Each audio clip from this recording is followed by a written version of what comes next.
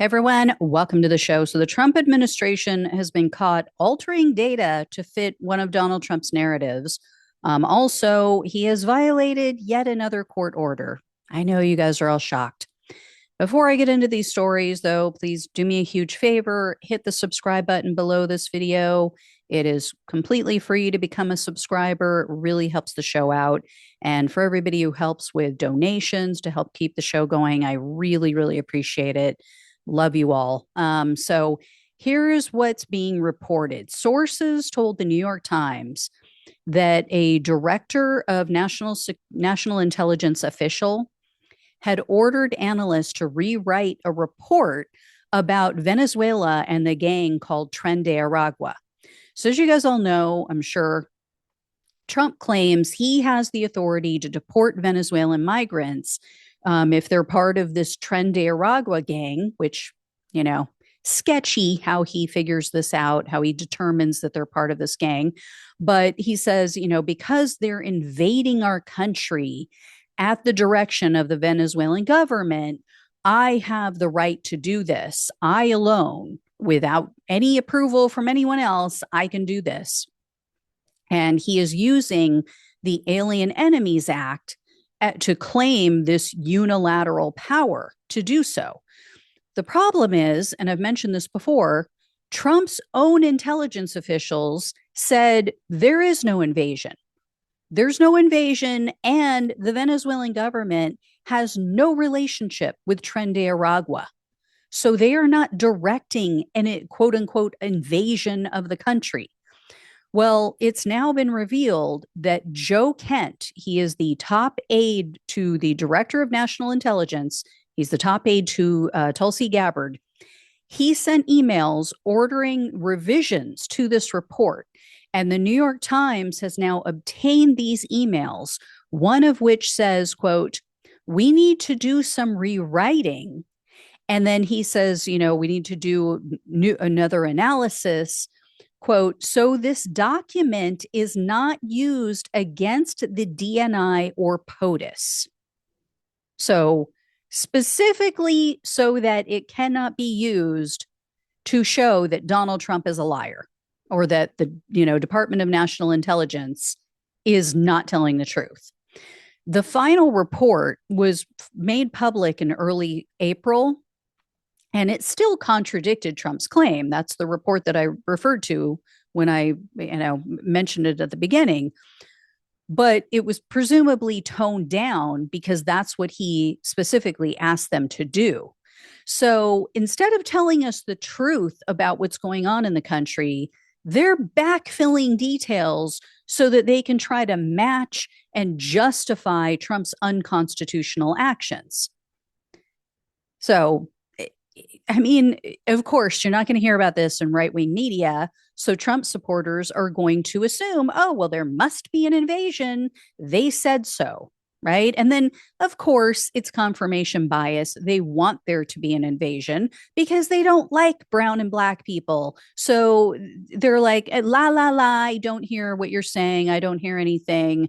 This is not true. Donald Trump is the only one who tells the truth. So, and we all know Tulsi Gabbard fired two of the people who worked on that report because of this report, because it contradicted what Donald Trump was saying. And then, speaking of Trump's unconstitutional actions, in immigrants or a bunch of different immigrants' rights groups, they went before a judge yesterday, or they submitted a document, I'm not sure which, but they said that Trump violated the court's order against deporting immigrants to countries where they have never lived without due process. So what is referred to as third country removal. Specifically, these groups wrote in an emergency motion that Donald Trump's administration sent at least 12 migrants to South Sudan, even though none of them are from South Sudan, not to mention the fact that warring factions are currently engaged in a very brutal, violent civil war in this area. So sending anyone to this area is like a death sentence. It is very dangerous. So the judge presiding over this case is U.S. District Judge Brian Murphy. He had already blocked Trump from doing this last month. Murphy had ruled that Trump had to at least grant migrants a minimum of 15 days. He said, you have to give them time to legally challenge their removal, to state their case of why they're afraid maybe to be dumped in these hellholes. So after reviewing the complaint yesterday, Murphy ruled this morning on this matter. He ruled that the Trump administration, quote unquote, unquestionably violated his order. And so apparently what we've found out since now is that the migrants haven't left the custody of U.S. immigration officers. They are still in their custody. So the judge now needs to decide, do I want them brought back to the U.S. so that they can be questioned and, make their case? Or can that take place in South Sudan? And then we decide whether or not these people are brought back. So they're working on that. And then Judge Murphy also said that at some point in the near future, he's going to then hold a hearing to determine if the Trump officials committed criminal contempt by defying his order. The Trump administration is saying, well, these men are so violent, their crimes were so egregious, no other country would take them. And according to the Miami Herald, it sounds like that at least two of these men do have criminal records. That's at least according to the Department of Homeland Security, for what that's worth.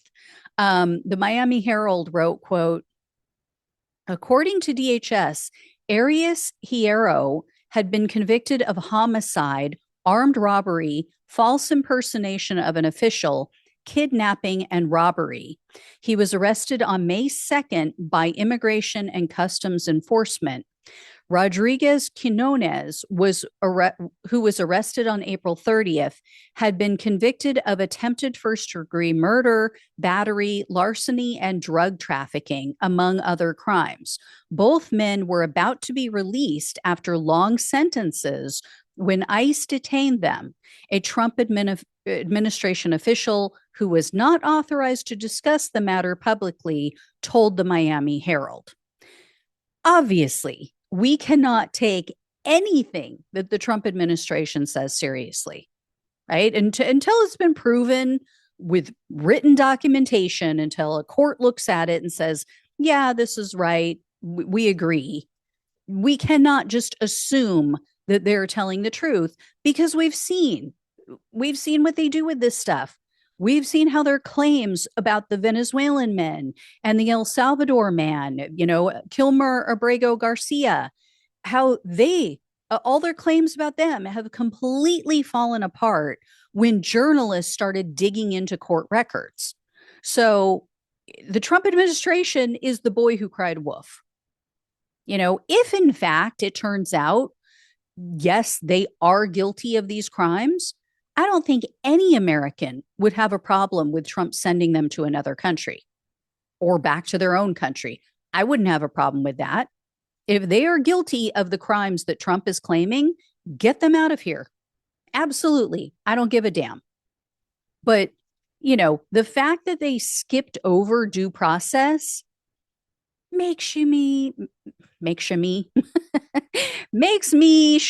you a little skeptical. Right? If these are truly violent criminals, if they are the violent criminals that the Trump administration says they are, prove it. Give them due process and prove it. That is what our Constitution requires. So anyway, I will keep an eye on all of this. I will let you know what happens. But yeah, again, Donald Trump just thumbing his nose at the law, thumbing his nose at courts and judges' orders, and acting like he is above it all. He doesn't have to abide by the laws of this country or our Constitution. So not what the polling is saying people like, not what the American people approve of and endorse. Anyway, I will keep an eye on this. I will let you all know when I hear more. Thank you so much for watching and listening. Please like, please share, and subscribe. Please donate if you can. Love you all. Take care. Talk with you soon.